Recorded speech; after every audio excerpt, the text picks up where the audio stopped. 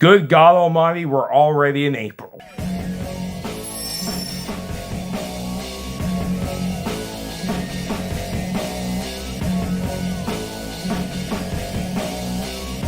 Everyone, video game lover here, and welcome to another Games I Finished, where I talk about the games I beat for a month. So I beat a whopping 12 games in March, and I wasn't really planning on beating that many. I was expected to beat about 6 or 7, but I ended up playing through a couple of PSP games. Which, speak of the devil, I actually picked up another PSP. I'll go more in depth on this one in the pickup video. But without further ado, let's begin. And I guess I'll start off with the Wii games. We first have Knight's Journey of Dreams. This is the sequel to Nights in the Dreams on the Sega Saturn. And I really enjoyed this game. Some people didn't really like this game, but I personally really liked it. The only thing I'm not really a fan of is the bosses. But other than that, this is a really solid game. I had a good time with this one. So I really like Nights in the Journey of Dreams. It's a really good game on the Wii. Next up, we have Endless Ocean Blue World. I finished this game. So here's something funny. I actually had no idea how short this game is. You can actually beat it in about 5 or 6 hours if you only do just the main quest. But this is a really fun game. Once you get used to the controls, it's a lot of fun. You're diving around, trying to find treasures and take photos of animals. It's a really cool game. I'm going to play through the first game, but I'm a little worried about the controls in that game because you only use the Wiimote in that game. Oh, but anyways, this is a really solid game. This game used the classic controller. Alright, next up, we got some PS2 games. We have Red Faction 1. Back in February, I played through the second game, and I really enjoyed that game. This one is okay. It's a pretty decent game. My niece watched me play through this game a little bit, and this is a pretty fun FPS, but I like the second game a lot more. But nonetheless, still a good game. Next up, we have Ready to Rumble Boxing Round 2. I actually did a playthrough of this game on stream, and this game is very unbalanced. There are so many overpowered characters like Joey T, and then some characters are just damn near impossible to beat Rumble Man like Michael Jackson. I can't beat Rumble Man as Michael Jackson, I just can't. It's still a fun boxing fighting game, but it can get a little frustrating sometimes. Alrighty, next we have another fighting game. Dragon Ball Z Budokai 3. Once again, rest in peace to Akira Toriyama. I'm not the hugest Dragon Ball fan because I never really see Dragon Ball, but I want to tell you all this. This is a damn good-ass game. Not just a great Dragon Ball Z game, but just an amazing fighting game all around. It's a really great game.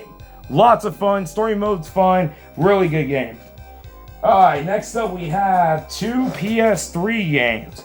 We have Dynasty Warriors 7, the one that kind of brought the series back because a lot of people hated Dynasty Warriors 6. But this is a really damn good game. I really enjoy the story mode in this game.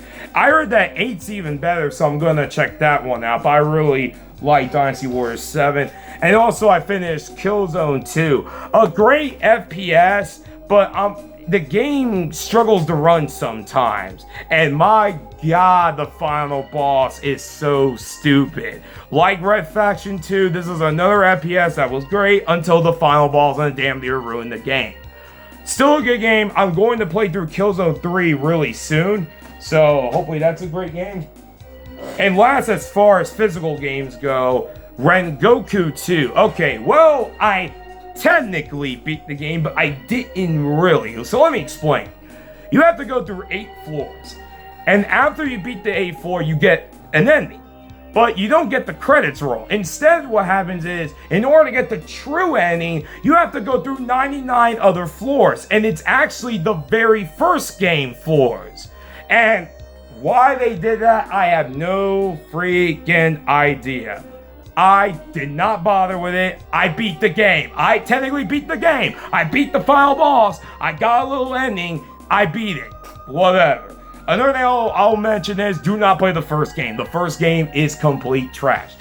Now, as far as the game goes, it's a really bizarre game. It's like a hack and slash game with third-person shooter, but it's more of a shooting game because the hack and slash in this game ain't very good. So it's really meant to be a shooting game. But it's a really unique game on the PSP and one that I highly recommend if you want to, you know, have a good time with the PSP. So I finished a few more PSP games, and I'm going to try to boot them up right now. And bear with me, I should have did this. All right, we have Cars Race-O-Rama, a really, really easy game, but the controls in this game are really tight. So it's not a bad racing game, but it's a very easy one. Then we have Hellboy: The Science of Evil, which is actually a lot different than the PS3 version. And this game has the same issue with Thor on the DS. It could have been a great game had not been for its slow-ass combat. Very slow. Super duper slow combat. It's passable. It's not a bad game, but it's not really of a good game. And then the last two games that I beat are Street Fighter related. Street Fighter, the original game. And there's a reason why not many people bring up that game, because that game kind of sucks. But I'm not going to throw the book at it that hard. It's the first entry. You know, what can you do? It's the first game. And also I finished Street Fighter, the movie, the game on the Sega Saturn, which it's playable, but it's like, it plays just like Super Street Fighter 2 Turbo, so it's like, you might as well just play that game. So, anyways, guys, that's all the games I beat for the month of March. I hope you guys enjoyed this video, and see you guys next time. Video Game Mode 58, sign out. Peace.